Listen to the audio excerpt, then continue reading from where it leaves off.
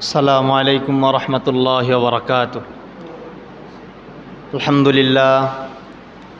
لله نحمده ونستعينه ونستغفره ونعوذ بالله من شرور أنفسنا ومن سيئات أعمالنا. من يهد الله فلا مضل له ومن يضلله فلا هادي له. ونشهد أن لا إله إلا الله وحده لا شريك له. ونشهد أن سيدنا ومولانا محمدا عبده ورسوله أرسله بالحق بشيرا ونذيرا وداعيا إلى الله بإذنه وسراجا وقمرا منيرا. أما بعد فأعوذ بالله من الشيطان الرجيم.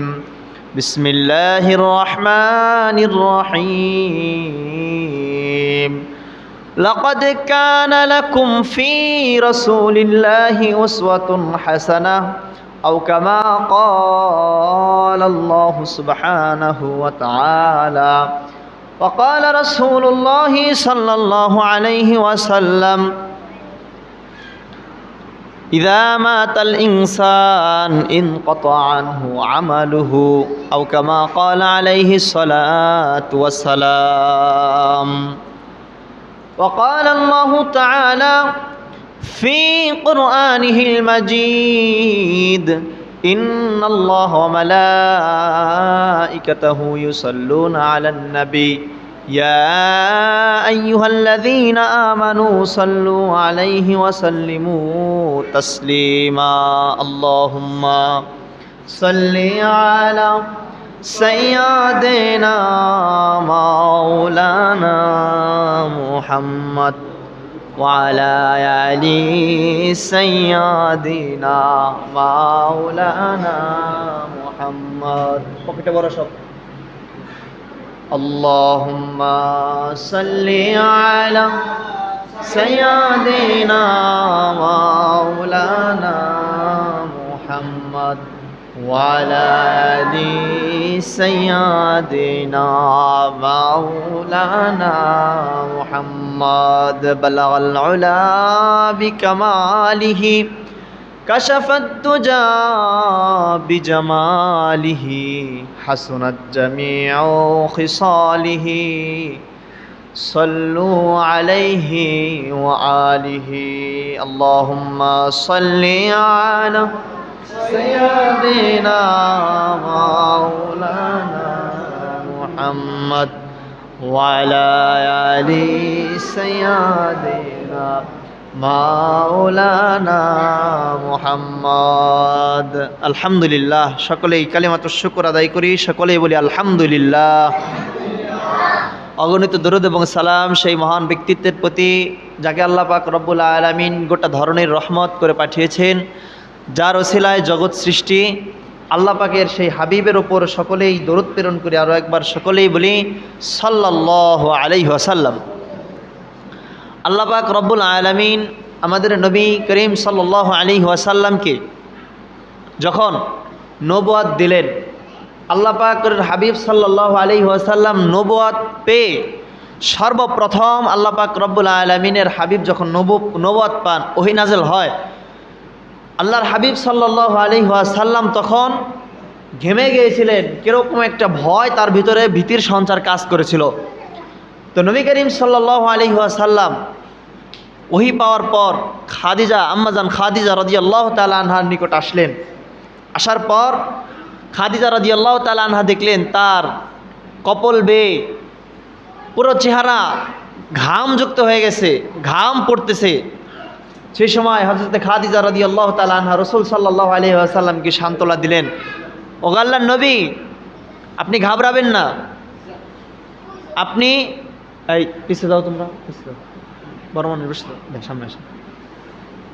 ও আল্লাহর নবী, আপনি ঘাবড়াবেন না। কেন ঘাবড়াবেন না? কারণ হচ্ছে আপনি মানুষের সাথে ভালো সম্পর্ক রাখেন, আপনি আত্মীয়তার সম্পর্ক ছিন্ন করেন না। কাকা সামনে আসেন, কাকা আসেন, সামনে আসেন। আপনি মানুষের সাথে ভালো ব্যবহার করেন, প্রতিবেশীর সাথে আপনার ব্যবহার ভালো, এজন্য আপনি ঘাবড়াবেন না। নবী করিম সাল্লাল্লাহু আলাইহি ওয়াসাল্লাম যখন নবুয়াত পেলেন। নবুয়াত পাওয়ার পর সর্বপ্রথম এই নবুয়াতের দাওয়াত দিলেন মহিলাদের মধ্যে থেকে সর্বপ্রথম আম্মাজান খাদিজা রাদিয়াল্লাহু তাআলা আনহা। সকলে বলেন সুবহানাল্লাহ। খাদিজা রাদিয়াল্লাহু তাআলা আনহা এক বাক্যে স্বীকার করে নিলেন কি, যে ঠিক আছে, হ্যাঁ আপনি সত্য নবী, আপনি সত্য নবী, আপনি শ্রেষ্ঠ নবী, আপনার উপরে আল্লাহ ওহী নাযিল করছেন। সুবহানাল্লাহ। খাদিজা রাদিয়াল্লাহু তাআলা আনহা এই কথা বিশ্বাস করে নিলেন মনে প্রাণে, এবং তারপরেই শুকরিয়ার মধ্যে দিয়ে আল্লাহ পাকের হাবিব এবং আম্মাজান খাদিজা রাদিয়াল্লাহু তাআলা আনহা নামাজ পড়লেন। সুবহানাল্লাহ। রসুল যখন ওহী পেলেন, আবু বকর রাদিয়াল্লাহু তাআলা আনহুকে বললেন, আবু বকর রাদিয়াল্লাহু তাআলা আনহুর কাছে এসে বললেন, আবু বকর, আল্লাহ তো আমার উপর ওহী নাযিল করছে। আবু বকর রাদিয়াল্লাহু তাআলা এক বাক্যে বিশ্বাস করে নিয়েছেন। সুবহানাল্লাহ। এই মেরাজের ঘটনা দেখেন, যখন নবী করিম সাল্লাল্লাহু আলাইহি ওয়াসাল্লাম মেরাজে যান, মেরাজের কথা এর আসবে, সামনে আলোচনা করব বিস্তারিত। যখন নবী করিম সাল্লাল্লাহু আলাইহি ওয়াসাল্লাম মেরাজ শেষ করেন, আসমান থেকে জমিনে আসার পর মেরাজ শেষ করে আবু বকর রাদিয়াল্লাহু তাআলা আনহুর সাথে সর্বপ্রথম দেখা নবী করিমের। মুসলমানদের মধ্যে আবু বকরের সাথে দেখা, আগে ইহুদি কাফেরের সাথে দেখা হয়েছে, বলে মোহাম্মদ শুনলাম, অথবা নবী করিম সাল্লাল্লাহু আলাইহি ওয়াসাল্লাম বলছেন আমি তো মেরাজ করে এসেছি। নবী করিম সাল্লাল্লাহু আলাইহি ওয়াসাল্লামকে তারা বলছেন তোমরা পাগল, তুমি পাগল মোহাম্মদ, ইন্নাকা লামাজনুন, মোহাম্মদ তুমি নিশ্চয়ই পাগল। বলেন নাউজুবিল্লাহ। নাউজুবিল্লাহ বলেন। নবীকে কি বলছে? পাগল বলছে। বলে তুমি কি বলো, এক রাত, এই এক রাত্রের মধ্যে তুমি মেরাজ করে এসেছো? এক রাতে তো অসম্ভব। নবী করিম সাল্লাল্লাহু আলাইহি ওয়াসাল্লাম মনের মধ্যে কষ্ট নিয়ে, ভারাক্রান্ত হৃদয় নিয়ে চললেন, সামনে চলতে লাগলেন। আবু বকর রাদিয়াল্লাহু তাআলা আনহুর সাথে দেখা। আবু বকর রাদিয়াল্লাহু তাআলা আনহু বললেন, আবু বকর রাদিয়াল্লাহু তাআলা আনহুকে যখন বললেন, হে আবু বকর, তখনও কিন্তু আবু বকরের নাম সিদ্দিক না, তখনও কি না, আমরা যে বলি আবু বকর সিদ্দিক না, তখনও সিদ্দিক না, দেখেন এখন সিদ্দিক হবে। আল্লাহ নবী করিম সাল্লাল্লাহু আলাইহি ওয়াসাল্লাম যখন বললেন, আবু বকর শোনো, আমি মেরাজ করে এসেছি, এতটুকু সময়ের মধ্যে, রাত্রের কিছু সময়ের মধ্যে আমি আল্লাহর আসমান থেকে ঘুরে এসেছি, আল্লাহর সাথে সাক্ষাৎ করে এসেছি। সুবহানাল্লাহ। আমাকে আল্লাহ জান্নাত দেখাইছেন, জাহান্নাম দেখাইছেন, এছাড়া অন্যান্য অনেক কিছু আল্লাহ আমাকে দেখাইছেন, এমনকি সবচেয়ে বড় কথা আমি আল্লাহকে দেখে এসেছি। সুবহানাল্লাহ। আবু বকর রাদিয়াল্লাহু তাআলা এই কথা শোনার পর বলে, রসুল, ও আল্লাহর নবী, ইয়া রাসূলুল্লাহ, আপনি যখন বললেন আপনি রাতের কিছু সময়, রাতের অল্প একটু সময় আপনি সফর করেছেন, আসমানে গেছেন, প্রথম আসমানে গেছেন, নবীর সাথে দেখা, আদম আলাইহিস সালামের সাথে দেখা, মূসা আলাইহিস সালামের সাথে দেখা, ঈসা আলাইহিস সালামের সাথে দেখা, ইব্রাহিম আলাইহিস সালামের সাথে দেখা, সপ্তম আসমানে আপনি 7জন নবীর সাথে দেখা করে তারপরে সিদরাতুল মুনতাহা আরশে আজিম পার করে তারপরে আপনি আল্লাহর সাথে সাক্ষাৎ করে এসেছেন। আপনি এটা বলছেন, জান্নাত দেখে এসেছেন, জাহান্নাম দেখে এসেছেন। তো আল্লাহর নবী আপনি বলতেছেন এই অল্প একটু রাতের ব্যবধানে আপনি এতটুকু কাজ করেছেন, এতটুকু সফর আপনি করে এসেছেন। ওগো আল্লাহর নবী, আপনি যদি বলেন, নবী আপনি যদি বলেন, নবী আপনি যদি বলেন আপনি মুহাম্মদ সাল্লাল্লাহু আলাইহি ওয়াসাল্লাম, এতটুকু রাত নয়, বরং তার চেয়ে আরও কম সময়ে আপনি মিরাজ থেকে এসেছেন, আবু বকর তাও বিশ্বাস করে নেব। সুবহানাল্লাহ। দেখেন আবু বকরের ঈমান কি ছিল। এই কথা শোনার পর রাসূল সাল্লাল্লাহু আলাইহি ওয়াসাল্লাম তৎক্ষণাৎ বললেন, হে আবু বকর, তুমি শুধু আবু বকর নও, তুমি আগে আবু বকর ছিলে, কিন্তু এখন আমি রসুল তোমাকে উপাধি দিলাম, তুমি আবু বকর সিদ্দিক। সুবহানাল্লাহ।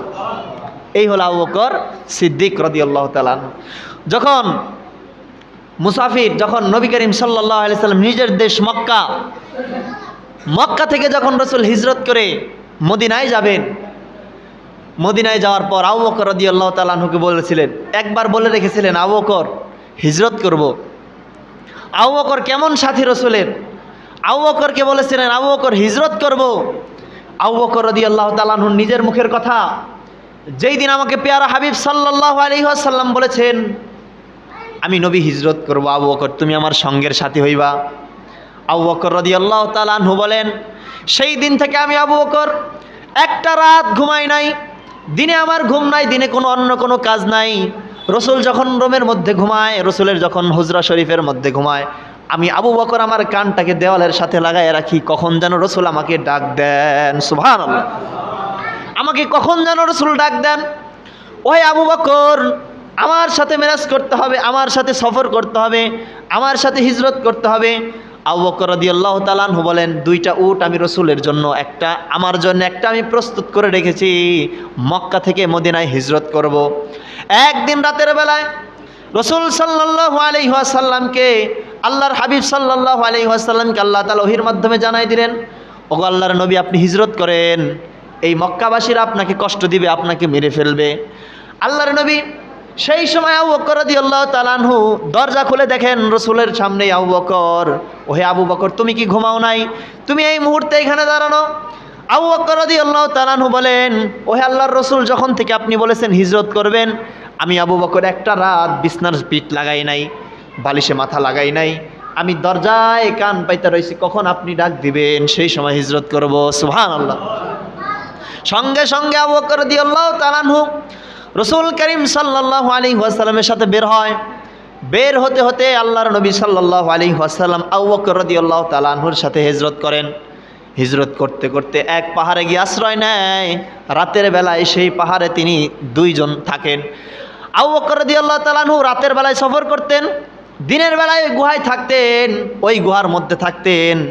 দিনের বেলায় থাকাকালীন একদিন হযরত আবু বকর রাদিয়াল্লাহু তাআলা আনহু বলেন, নবী আমার ঘুমিয়ে গেলেন, নবী আমার এই রানের উপরে শোয়া, এই রানের উপরে নবী আমার শোয়া। নবী ঘুমাইতেছেন। ওই গুহার মধ্যে যতগুলো গর্ত ছিল, গর্তের মধ্যে পোকামাকড় ছিল, সাপ ছিল, একটা অনেক বছরের একটা সাপ ছিল। সেই সাপ আল্লাহর নবীর কাছে, আল্লাহ তাআলার কাছে সুপারিশ করছে, আল্লাহ, আমি শুনেছি শেষ জামানায় এক পয়গম্বর আসবে, ওই পয়গম্বরের সাথে, ওই নবীর সাথে আমাকে আপনি দেখা করায়েন। সুবহানাল্লাহ। সাপের আকাঙ্ক্ষা কি আমাদের নবীর সাথে দেখা করবে, আমাদের নবীর চেহারা মোবারক দেখবে। সেই সাপের আকাঙ্ক্ষা এটা। আল্লাহর হাবিব সাল্লাল্লাহু আলাইহি ওয়াসাল্লাম আবু বকরের কোলে ঘুমানো।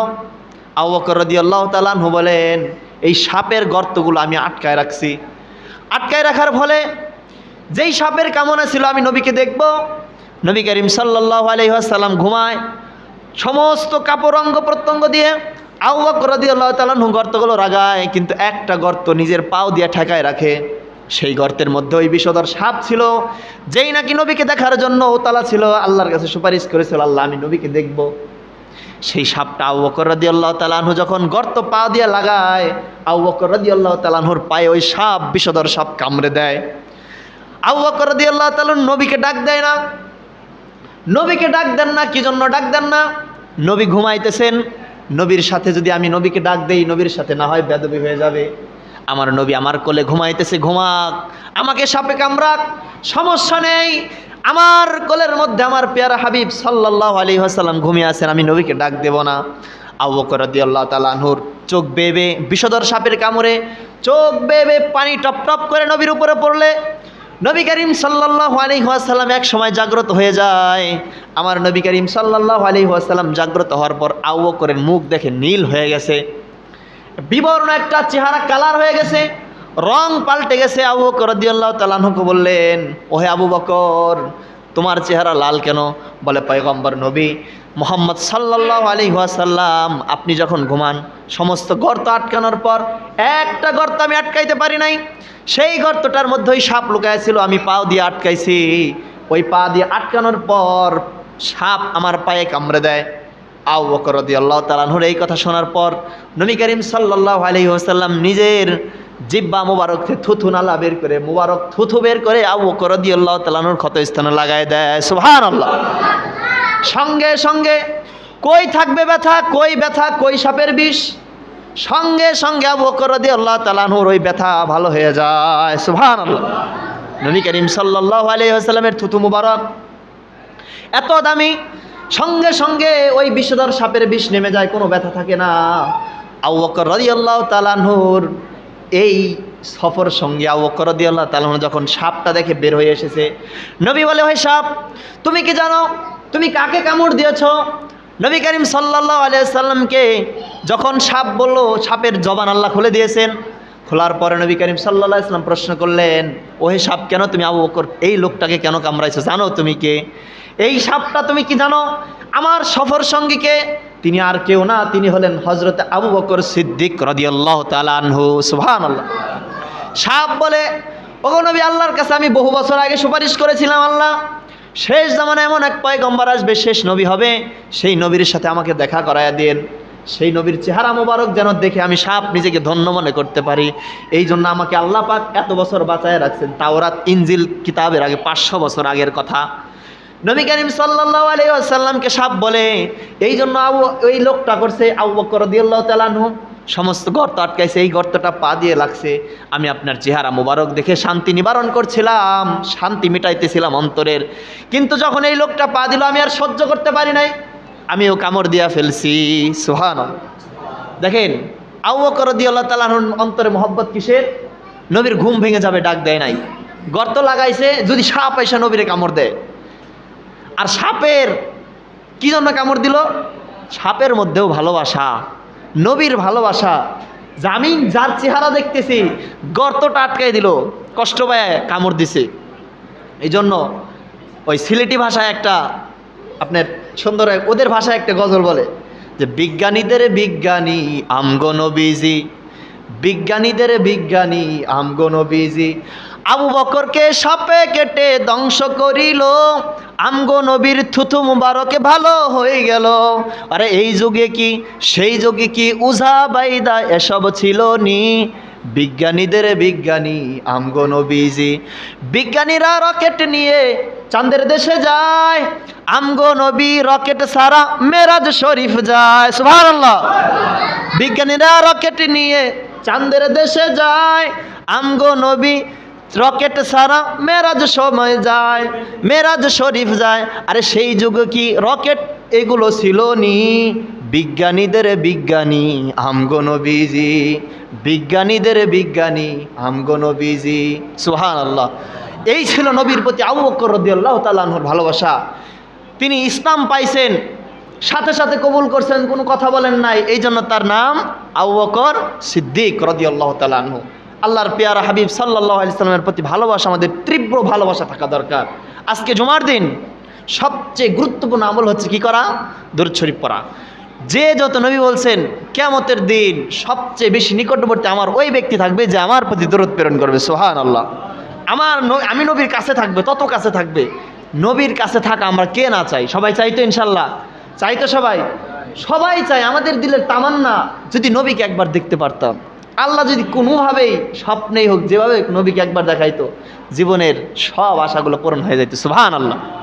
এই জন্য নবী করিম সাল্লাল্লাহু আলাইহি ওয়াসাল্লামের প্রথম মানুষ আবু বকর রাদিয়াল্লাহু তাআলা যত মহব্বত করছেন রসুল। আবু বকর রাদিয়াল্লাহু তাআলা আনহু বলেন, রসুল সাল্লাল্লাহু আলাইহি ওয়াসাল্লাম একবার জিহাদের জন্য রওনা হবেন, এই কথা আরেকবার বলছিলাম, জিহাদের জন্য রওনা হবেন। তো রসুল বলছেন কার কি সম্পদ আছে একত্রিত করো। উসমান রাদিয়াল্লাহু তাআলা আনহু বলছে, রসুল আমার যত সম্পদ আছে আমি সব সম্পদ দিয়ে দেবো। সুবহানাল্লাহ। সব সম্পদ মানে বলছে রসুল আমার যত সম্পদ আছে আমি আমার সম্পদের 4 ভাগের 1 ভাগ অথবা 3 ভাগের 1 ভাগ দিয়ে দেবো। উসমান গনি রাদিয়াল্লাহু তাআলা আনহু। আর ওমর রাদিয়াল্লাহু তাআলা আনহু বলছে, রসুল ওই সফরে যাবেন, জিহাদে যাবেন, 5 থেকে 5,000 লোক, 500 থেকে 5,000 লোকের খাবার দাবার ব্যবস্থা আমি করে দেবো। সুবহানাল্লাহ। এরপরে অন্য অন্য সাহাবীদেরকে বলছেন, তারাও বলছেন আমরা সাহায্য করব যত পরিমাণ দরকার। আবু বকর রাদিয়াল্লাহু তাআলা আনহুকে বলছেন, আবু বকর তুমি কি করবা? আবু বকর রাদিয়াল্লাহু তাআলা আনহু বলছেন, রসুল ইয়া রাসূলুল্লাহ, ইয়া হাবিবাল্লাহ, আমার যত সম্পদ আছে আমি আপনার রাহে কোরবান করে দেবো। সুবহানাল্লাহ। বলছে এই মজলিসের মধ্যে যে যত কিছুই বলছো, যে যেই হাজারের খাবার দিবার চাইছো, উসমান গনি তুমি তোমার সম্পদের 3 ভাগের 1 ভাগ দিতে চাইছো, অথবা 3 ভাগের 3 ভাগই দিতে চাইছো, 2 ভাগ দিতে চাইছো, কিন্তু আবু বকরের চেয়ে উপরে কেউ যাইতে পারো নাই। সুবহানাল্লাহ। যাইতে পারছে কেউ? কেউ পারে নাই। আবু বকর রাদিয়াল্লাহু তাআলার কথাই তো ছিল আমার সম্পদের সবটুকু সম্পদ আমি দিয়ে দেব। সুবহানাল্লাহ। এই ছিল নবীর প্রতি ভালোবাসা। নবীকে নিয়ে এত আলোচনা কি জন্য?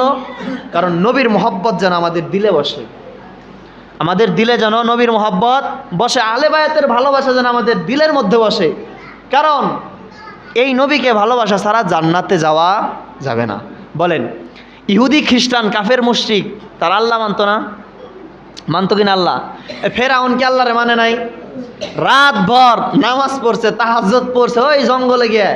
ফেরাউনও কিন্তু নামাজ পড়ছে, নামাজ পড়ে আল্লাহর কাছে কান্দা কাটা, আল্লাহ রব তো তুমি, রব তুমি, আমি হলো মিথ্যা রব, আমি মানুষের কাছে দাবিটা করে ভুল করে বলাইছি, কিন্তু আমি তো মানুষরে কইছি মানুষ বৃষ্টি চাইছে, বৃষ্টি তো আমি দেওয়ার মালিক না, তুমি যদি আসমান থেকে নামাও তাইলে বৃষ্টি পড়বো, তাছাড়া বৃষ্টি পড়বো না। আমি তো মানুষের কাছে মিথ্যা রব দাবি করছি, আর মানুষের কাছে যদি আমি অপমান না হই, আল্লাহ তুমি বৃষ্টি দাও, তাছাড়া আর উপায় নাই। আল্লাহর কাছে কয় আল্লাহ আমি দুনিয়া চাই আখেরাত চাই না, দুনিয়া চাই আখেরাত আমার দরকার নাই। আল্লাহ ওরা দুনিয়ায় দিছে, নামাজ পড়ছে, আল্লাহরে মানছে না, আল্লাহরে মানছে। এই জন্য আল্লাহকে মানা নবী মানা নয়, নবীকে মানলে আল্লাহ মানা হয়। সুবহানাল্লাহ। আল্লাহ মানা নবী মানা নয়, নবীকে মানলেই আল্লাহ মানা হয়। যদি ফেরাউন আল্লাহকে মানছে, মূসাকে তো মানে নাই। যেই দিন শুনছে, খবর পাইছে, এই ফেরাউন তোমার কওমের মধ্যে, তোমার এই দেশের মধ্যে এমন এক নবী আসবে যে তোমার রাজত্ব চোরমার করে দিব। বলে পুরুষ না মহিলা? কয় পুরুষ। তারপর থেকে ফেরাউন শুরু করলো অত্যাচার। মায়ের পেটে 5 মাস 6 মাস গর্ভে সন্তান আসলেই ফেরাউন পেট ফেরা দেখতো পুরুষ না মহিলা। পুরুষ হইলে নগদ মেরে ফেলাইতো, আর মহিলা হইলে রাইখে দিত। অত্যাচার শুরু করছে না? এই জন্য আল্লাহ মানা নবী মানা নয়, নবীকে মানলেই আল্লাহ মানা হয়। সুবহানাল্লাহ। এই জন্য আমাদের দিলের মধ্যে ভালোবাসা থাকতে হবে কার? আল্লাহর ভালোবাসা থাকতে হবে, নবীর ভালোবাসা থাকতে হবে, সবচেয়ে বেশি নবীকে ভালোবাসতে হবে। এই জন্য নবীর আলোচনা এত করা। আল্লাহ পাক আমাদের তৌফিক দান করুন, সকলে বলে আমিন। আমাদের অন্তরে যদি নবীর ভালোবাসা থাকে, নবীর ভালোবাসা থাইকে যদি আমরা মরতে পারি, আমাদের জীবন সার্থক, আর কিছু লাগবে না। নবীকে মানলেই দেখবেন সব মানা হয়ে যায়। নবীকে মানলে আল্লাহকেও মানা হয়ে যায়। নবী রাজি তো সব রাজি। কিয়ামতের দিন নবী সুপারিশ করবেন, সুপারিশ করবেন তো নবী, নবী সুপারিশ করবেন। নবীর সুপারিশ পাইতে চাইলে নবীর মহব্বত অন্তরে রাখতে হবে। আহলে বায়াত পাক পঞ্জতের ভালোবাসা আমার দিলের মধ্যে থাকতে হবে। যদি না থাকে, প্রকৃত মুমিন হওয়া যাবে না, প্রকৃত আশিকও হওয়া যাবে না। সুবহানাল্লাহ। আল্লাহ পাক তৌফিক দান করুন, সকলে বলে আমিন। ওয়া আখিরু দাওয়ানা আনিল হামদুলিল্লাহি রাব্বিল আলামিন। যারা সুন্নাত পড়ি নাই, সুন্নাত